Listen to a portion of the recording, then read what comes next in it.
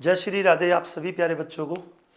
मेरे प्यारे प्यारे से बच्चों, आप सभी को पता होगा कि हमारे YouTube चैनल पे हम एक वीडियो करंट अफेयर की अपलोड कर चुके हैं, जिसमें ओनली 4 करंट अफेयर थी, 4 इंपॉर्टेंट पॉइंट्स थे, जिसको मैंने आपको कहा था कि डेली की मुश्किल से 5 से 10 ही करंट अफेयर ऐसी होती हैं जो हमारे एग्जाम पॉइंट ऑफ व्यू से बहुत ज़्यादा इंपॉर्टेंट कह सकते हैं आप।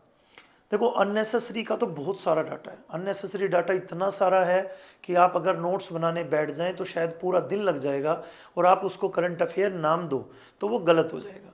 वो एक जानकारी है, वो जानकारी है कि जो भारत में जो भी चल रहा है हाल फिलहाल, चाहे वो एग्जाम पॉइंट ऑफ व्यू से हो या ना हो, वो सब आप जानने की कोशिश कर रहे हो। तो वो हमारे एग्जाम का पार्ट नहीं है प्यारे बच्चों। एग्जाम के अकॉर्डिंग अगर हम चलें, अगर हम एग्ज़ाम के अकॉर्डिंग चलते हैं करंट अफेयर्स के लिए, तो जो ऑथेंटिक से पॉइंट्स हैं बस उन्हीं को डिस्कस करेंगे।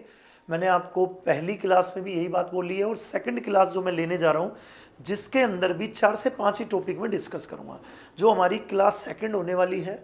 इस क्लास के बाद बच्चों थर्ड फोर्थ यानी 2 या 3 वीडियो और बनेंगी, और नवंबर मंथ कंप्लीट हो जाएगा। ज़्यादा से ज़्यादा मान के चलो 10-15 न्यूज़ या 20 न्यूज़ ऐसी हैं जो नवंबर मंथ में अभी तक, यानी कि आज तारीख है 25 तारीख तक की मैं बात कर रहा हूँ, अभी 5 दिन और बचते हैं, तो उनमें जो भी करंट अफेयर और मुझे निकलेंगी काम की, तो उनको मैं इसमें आपको पढ़ाऊँगा। तो करते हैं बच्चों शुरू। आपके सामने एक टॉपिक है, आपके सामने स्क्रीन पे आपको दिखाई दे रहा होगा एक बच्चों मैप दिखाई दे रहा है। जिस मैप की बात करूं अगर मैं, तो एक बार थोड़ा सा समझाता हूं इस मैप के बारे में, आपको याद दिलाता हूं। देखिए, इधर से असम दिखाई दे रहा होगा बच्चों, इधर से आपको अरुणाचल प्रदेश दिखाई दे रहा है, इधर से म्यांमार दिखाई दे रहा है, और इधर से मणिपुर दिखाई दे रहा है। अगर आप अपनी तैयारी में मैप से हेल्प नहीं लेते, मैप से प्रैक्टिस नहीं करते, तो आपकी तैयारी बच्चों अधूरी तैयारी हो जाएगी।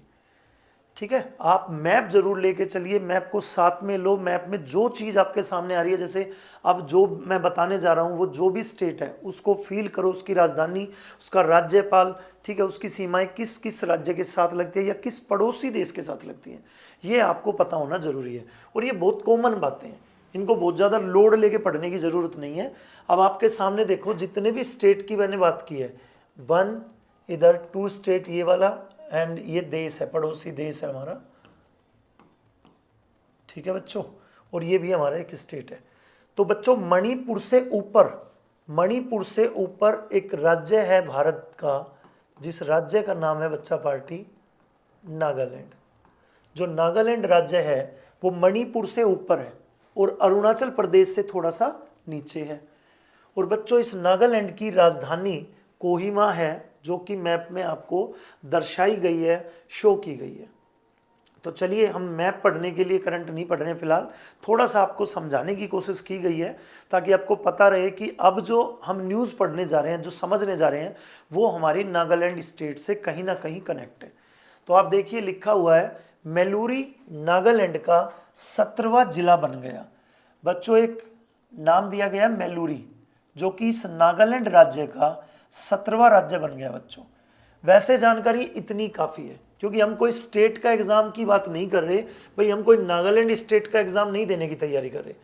जिस हिसाब से हम तैयारी कर रहे हैं, जैसे एसएससी, एनटीपीसी, डीएसएसबी, तो उसके अकॉर्डिंग इंपॉर्टेंट कह सकते हो, बहुत इंपॉर्टेंट न्यूज़ नहीं है। बस इतनी जानकारी काफ़ी है कि पोचूरी नागा जनजाति, कौन सी जाति? पोचूरी नागा जनजाति का घर मेलूरी, ठीक है, जो नया क्या बना है जिला। तो कौन सी जनजाति निवास करती है बच्चों यहाँ पे? पोचूरी नागा। 17वां जिला बना है ये नागालैंड राज्य का। राज्य सरकार, देखो कौन सी सरकार? राज्य यानी नागालैंड की सरकार ने घोषणा की है कि मेलूरी, जो पहले फेक जिले का एक उप विभाग था, अब एक पूर्ण जिला बन गया है। बस आपके मेरे काम की बस इतनी सी बात है कि जो मेलूरी है वो एक पूर्ण राज्य बन चुका है और 17वां राज्य का उसको दर्जा दिया गया है। इतनी बात बच्चों आपको याद रहेगी, इनफ है इस टॉपिक से। ठीक है भाई, नेक्स्ट पॉइंट पे चलते हैं हम। सेकंड पॉइंट है बच्चों जो आपके लिए बहुत बहुत इंपॉर्टेंट है। वो इसलिए बहुत ज़्यादा इंपॉर्टेंट है, बच्चा पार्टी करंट अफेयर में क्या क्या टॉपिक से एग्जाम में क्वेश्चन बनने की उम्मीद है, वो पता होना बहुत जरूरी है। हर बच्चे को ये कॉन्सेप्ट क्लियर होना जरूरी है कि क्या पूछा जाएगा करंट से, क्योंकि अखबार भरे पड़े हैं। आप कितना उसमें से करंट अफेयर सोच के पढ़ोगे, तो वो आपके लिए बहुत ज़्यादा लोड हो जाएगा। और वो पढ़ाई नहीं करनी है जो लोड वाली हो, क्योंकि वो फिर याद ही नहीं रहनी है। तो आपको मैं एक बात बता दूं, जितने भी बच्चों हमारे सैन्य अभ्यास होते हैं, जितने भी हमारे सैन्य अभ्यास होते हैं, आप उनको बिल्कुल मत छोड़ना। सैन्य अभ्यास को बिल्कुल पढ़ के जाओ, इनसे भी बच्चों क्वेश्चन बनने के पूरे पूरे चांस हैं। तो देखिए आपके सामने दो लोग खड़े हुए हैं, जिसमें कि एक हमारे भारत की तरफ से को दिखाई दे रहे हैं, सोल्जर खड़े हुए हैं। और बच्चों जो यहाँ पर बीच में आपको दिखाई दे रहा है VINBAX, यानी विनबैक्स जो लिखा है 2024, ये बच्चों एक बहुत इंपॉर्टेंट वर्ड है जो यहाँ पर आप समझेंगे इसको। देखिए वियतनाम भारत, यानी वियतनाम और भारत के बीच, वियतनाम एक पड़ोसी देश और भारत, इन दोनों के बीच द्विपक्षीय सेना अभ्यास का 5वां संस्करण 4 से 23 नवंबर तक अंबाला में, हरियाणा का एक जिला जिसका क्या नाम है बच्चों, अंबाला, वहां पर एक सैन्य अभ्यास हो रहा है जो कि 4 तारीख से, नवंबर के महीने में 4 तारीख से 23 नवंबर तक चलेगा। ये 5वां संस्करण है बच्चों। किस किस देश के बीच? वियतनाम और भारत के बीच। उम्मीद करता हूं ये बात आपको बिल्कुल क्लियर हो गई होगी कि जो सेना अभ्यास में पढ़ाने जा रहा हूं या समझाने जा रहा हूं वो वियतनाम और भारत के बीच है। 5वां संस्करण है बच्चों, और ये 4 से 23 नवंबर के बीच चलेगा। कहां पर? अंबाला। अंबाला जो कि हरियाणा राज्य का एक जिला है। चलिए इसके आगे पढ़िए बच्चों, 5वां वियतनाम भारत द्विपक्षीय सेना अभ्यास। अब देखो ये बात मैं आपको बोल रहा हूं बहुत इंपॉर्टेंट है। यहां पर जो लिखा है विनबैक्स, यानी कि VINBAX, अगर आपको ये दिखाई ना दे रहा हो तो मैं इसको बच्चों बता रहा हूं, VINBAX 4 नवंबर 2024 को हरियाणा के अंबाला में शुरू हुआ है। विनबैक्स 2024 का लक्ष्य भारत और वियतनाम की संयुक्त सैन्य क्षमताओं को मजबूत करना है।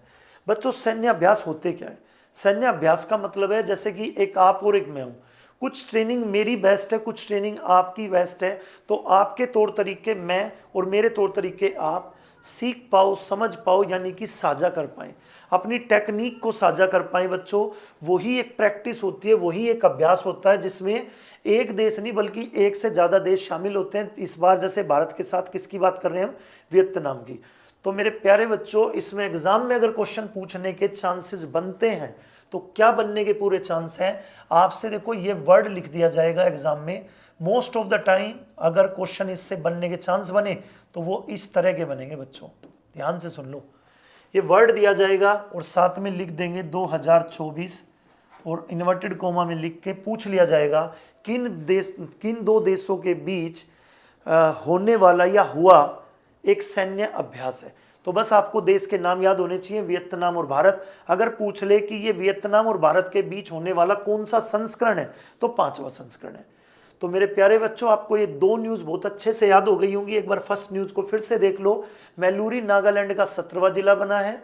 ठीक है, मैलूरी में पोचीरू नागा जनजाति रहती है और ये 17वां जिला बना है। राज्य सरकार ने इसकी घोषणा कर दी है, जो कि एक पूर्ण राज्य है।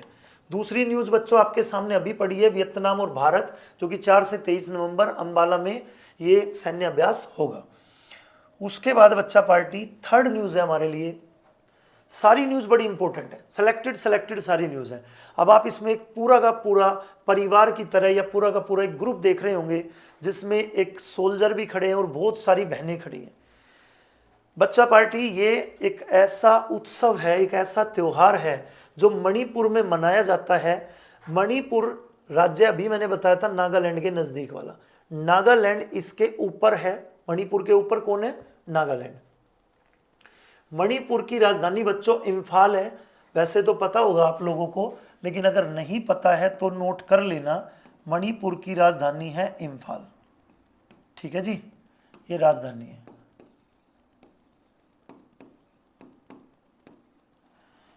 चलिए भाई, मणिपुर में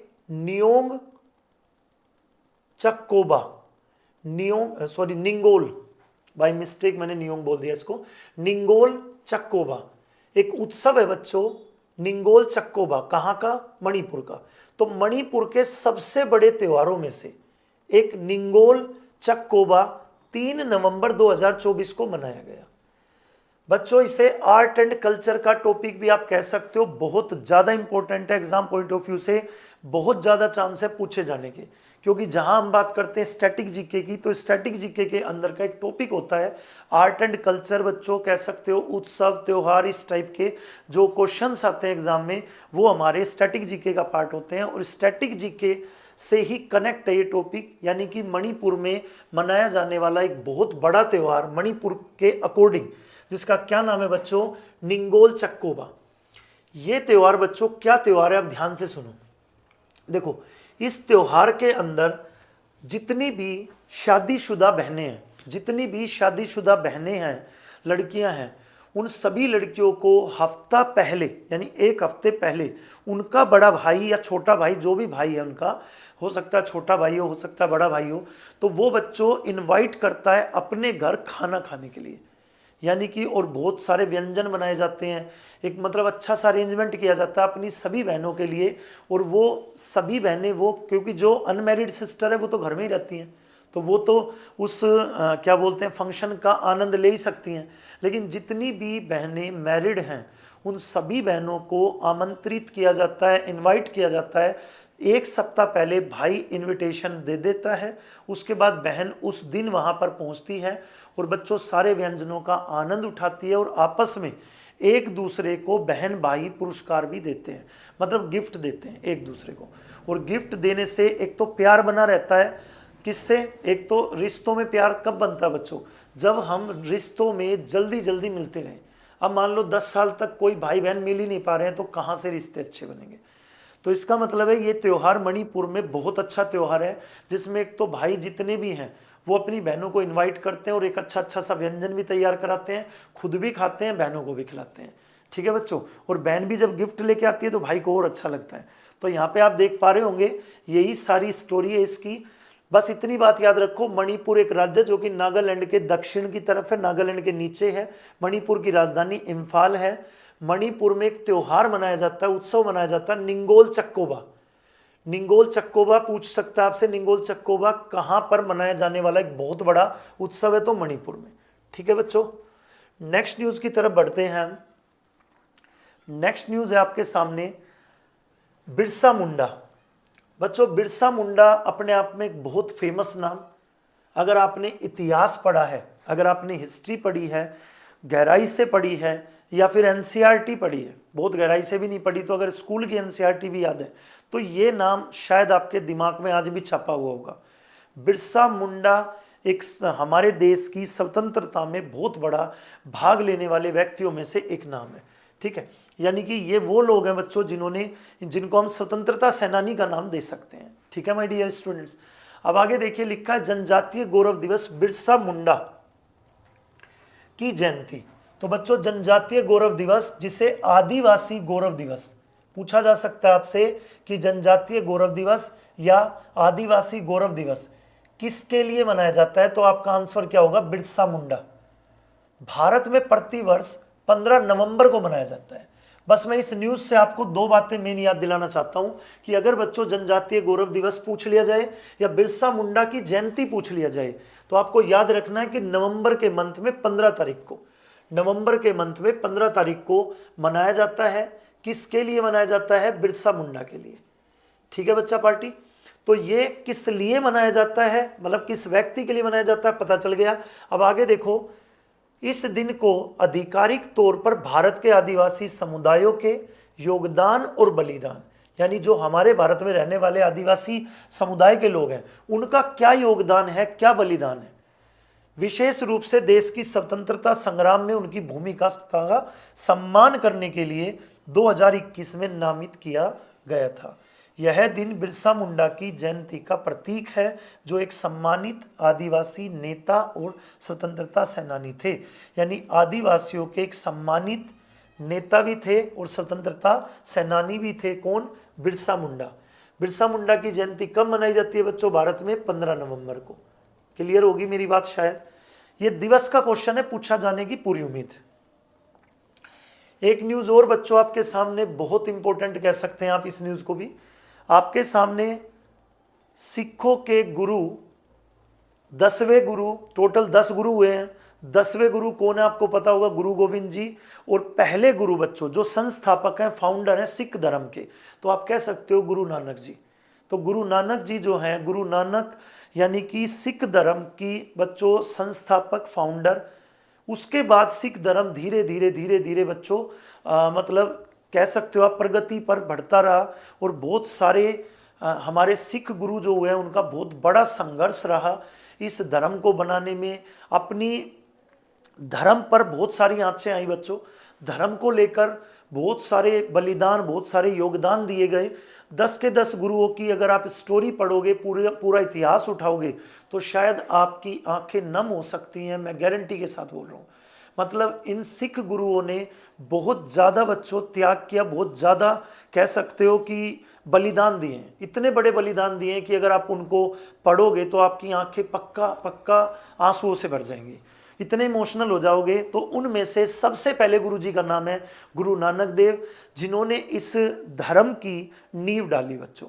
और एक बात बताता हूं मैं आपको, गुरु नानक देव वो महान शख्सियत है, शख्स नहीं कह सकते हम इनको, शख्सियत हैं जिन्होंने बच्चों लंगर, संगत, पंगत, इनकी भी शुरुआत की बच्चों। संगत, पंगत, लंगर, इनकी भी शुरुआत की। इनको बच्चों कंटिन्यू रखने में किसका हाथ है, किसने बहुत ज़्यादा योगदान, बहुत ज़्यादा मेहनत की है, वो तो जब आप टोटल 10 सिख पढ़ेंगे, जब मैं टॉपिक पढ़ाऊंगा तब क्लियर होगी। फिलहाल मैं इतना बताना चाहता हूँ कि ये संस्थापक हैं, सिख धर्म के संस्थापक गुरु नानक जी हैं। गुरु नानक जी के द्वारा ही शुरुआत की गई है संगत की, पंगत की, लंगर की। अब ये क्या चीज़ें होते हैं, आप में से जो बच्चे सिख होंगे, जो बच्चे वैसे सिख होने की वही बात नहीं है, हम सबको भी ये सारी चीज़ें ज़्यादातर पता है कि लंगर क्या होता है बच्चों, संगत क्या है, पंगत क्या है। लेकिन फिर भी अगर किसी को नहीं पता है तो इस टॉपिक को पूरा डिस्कस करूँगा, पूरा पढ़ाऊँगा। सिख धर्म टोटल 10 गुरुओं के बारे में भी बताऊँगा। शायद कुछ दिनों में ये वीडियो आपको मिल जाएगी हमारे चैनल पे, तो आप उसको पूरी अच्छी तरह समझना और पढ़ना। चलिए बच्चों, आज की जो हमारी करंट अफेयर है गुरुजी से रिलेटेड वो पढ़ते हैं। 15 नवंबर को अभी आपने पढ़ा बच्चों बिरसा मुंडा की जयंती, और 15 नवंबर 2024 को गुरु नानक जयंती या गुरु पर्व, गुरु नानक जयंती या गुरु पर्व। बहुत से बच्चे गुरु पर्व के नाम से सुनते होंगे। गुरु पर्व के लिए मान लो जैसे स्कूल में छुट्टी हो गई, तो आपको पता होना चाहिए कि गुरु पर्व किसके लिए मनाया जा रहा है। तो गुरु पर्व गुरु जी के लिए मनाया जा रहा है। गुरु हैं सिख धर्म के पहले वाले संस्थापक हैं। गुरु नानक जयंती, जिसे गुरु पर्व के नाम से भी जाना जाता है, सिख धर्म के सबसे पवित्र त्योहारों में से एक है। बच्चों बिल्कुल होगा, सबसे पवित्र त्योहारों में से एक होना ही है, क्योंकि आप खुद सोचो, जिस व्यक्ति ने सिख धर्म की नींव रख दी, उनसे ज़्यादा इंपॉर्टेंट त्योहार और कोई हो ही नहीं सकता। तो सिख धर्म का सबसे पवित्र त्योहारों में से एक है गुरु जी की जयंती। यह सिख धर्म के संस्थापक और 10 सिख गुरुओं में से पहले गुरु, जो मैं बता चुका हूं आपको, नानक देव जी हैं। गुरु नानक देव जी के जन्म की याद में मनाया जाता है। और बच्चों ये कब मनाया जाता है, कार्तिक यानी कि अक्टूबर और नवंबर के महीने में ये पूर्णिमा के दिन मनाया जाता है। और इस बार यानी 2024 के नवंबर में हमने ये कब मनाया है बच्चा पार्टी, 15 नवंबर को। याद रखना आप सबको, ये अक्टूबर नवंबर के मंथ में मनाया जाता है, लेकिन इस बार यानी 2024 को कब मनाया गया, 15 नवंबर को। बाकी बातें आपको मैं जब सिख धर्म का टॉपिक बच्चों पढ़ाऊंगा, हमारे YouTube चैनल पे सिख धर्म का टॉपिक की पूरी वीडियो मैं अच्छे से अपलोड करूंगा, जिसमें शायद 2 पार्ट में बनेगी वीडियो, क्योंकि वीडियो थोड़ी लंबी होगी, जिसके अंदर एग्जाम पॉइंट ऑफ व्यू से अगर बात करूं तो टोटल सब कुछ डिस्कस करूंगा। लेकिन बच्चों अगर फिर भी आपको इंटरेस्ट होता है, जैसे कि हम पढ़ने के लिए बड़ा इंटरेस्ट होता है कई बच्चों को कि सर हम और जानना चाहते हैं, जैसा कि आपने बताया कि बहुत बड़े बलिदान, बहुत ज़्यादा योगदान दिए हैं, अपने धर्म के लिए बड़े बड़े त्याग किए हैं, तो कहाँ से, तो उसके लिए बच्चों YouTube को सहारा मत बनाओ। YouTube प्लेटफॉर्म से सिर्फ आप एग्ज़ाम के लिए पढ़ो, उसके लिए बहुत सारी किताबें हैं, अच्छी अच्छी किताबें हैं।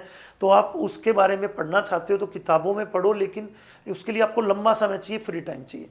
अभी हमारे पास इतना समय है, आपके और मेरे पास कि हम बस एग्ज़ाम का पढ़ें, एग्ज़ाम का बार बार रिवीजन करें चीज़ों को और एग्ज़ाम क्लियर करें और बहुत अच्छे से सेलेक्ट हो जाएं। उसके बाद फ्री टाइम में बच्चों हम बहुत सारा इतिहास पढ़ सकते हैं, बहुत सारी चीज़ें हैं जो आपको जाननी चाहिए हमारे भारत के बारे में। बहुत सारे त्याग हैं, स्वतंत्रता सेनानी हैं जिनकी बातें पढ़ने के बाद आपको लगेगा कि सैल्यूट है उन लोगों को जिन्होंने इतना ज़्यादा कष्ट सहकर हम लोगों को इतनी अच्छी लाइफ दी। तो प्यारे बच्चों, आज की ये 5 न्यूज़ थी हमारी, जिसमें मैं उम्मीद करता हूँ आप सभी बच्चों को सब कुछ अच्छे से क्लियर हो गया होगा। इनको बच्चों अगर तुम्हें क्लियर नहीं हुआ है तो एक बार आप रिवाइज कर लेना, वीडियो को एक बार दोबारा चला के प्ले करके, मतलब अगर एक बार में समझ नहीं आ रही है तो आप 2 बार इस वीडियो को देखकर अपने नोट्स बना लेना। मैं सुबह भी आपको एक ही बात बोल रहा था और अब भी वही बात बोल रहा हूँ, आप टोटल की टोटल लाइनों को मत टेप देना। अगर आपने टोटल लाइनें टेप दी बच्चों तो वो नोट्स नहीं कहलाएंगी, वो नकल कहलाएगी। नोट्स किसे कहते हैं कि 10 लाइनों में से जितनी बात मैंने आपको काम की बताई है, मुश्किल से 1 या 1.5 लाइन, ठीक है बच्चों। तो वो सारी बातें आपने सुबह वाली और अभी वाली क्लास, इन दोनों क्लास को अगर आप बैठ के अच्छे से नोट्स बनाते हो तो केवल हाफ पेज या हाफ से 2-4 लाइनें ज़्यादा में आपका कंप्लीट ये चैप्टर हो जाएगा, जो मैंने 10 न्यूज़ के करीब आपको बता दिए हैं, जो कि नवंबर मंथ की बच्चों बेस्ट न्यूज़ हैं, बहुत इंपॉर्टेंट न्यूज़ है। तो चलिए प्यारे बच्चों, आज के लिए इतना ही काफ़ी है। जय श्री राधे। राधा रानी की कृपा आप सभी पर बनी रहे और आपकी तैयारी बच्चों बिल्कुल जोश के साथ अच्छी चले, यही उम्मीद करते हैं। इस वीडियो को भी अपनी फर्स्ट वीडियो के बाद सेकंड वीडियो समझकर पढ़ना है। फर्स्ट वीडियो पहले पढ़ो, फिर सेकंड पढ़ो, स्टेप टू स्टेप चलो। चलिए, जय श्री राधे आप सभी को।